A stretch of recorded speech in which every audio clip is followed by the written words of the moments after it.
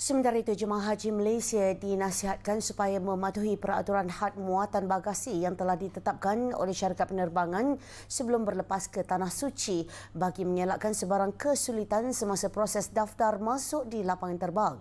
Pengurus Terminal Madinah Muhammad Fairuz Ahmad Arifin berkata setiap jemaahnya dibenarkan membawa bagasi mengikut spesifikasi yang telah ditetapkan termasuk berat maksimum serta tidak membawa barangan berbahaya dan terlarang. Terutamanya macam power bank tidak boleh diletakkan dalam check-in bagasi, baggage. So barang-barang yang terlarang seperti barang-barang ubat-ubatan yang dadah yang berbahaya yang boleh menyebabkan tindakan oleh otoriti Saudi. Dan kena pastikan juga beg itu telah di seal ataupun mungkin telah dikunci supaya tidak untuk mengelakkan barang-barang hilang.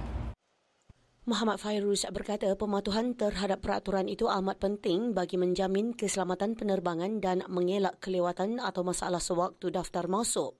Beliau turut mengingatkan jemaah untuk memastikan semua beg bagasi yang dibawa ke Tanah Suci dilekatkan tanda pengenalan mengandungi maklumat peribadi supaya tidak berdepan masalah termasuk kehilangan selain tertukar bagasi dengan jemaah lain.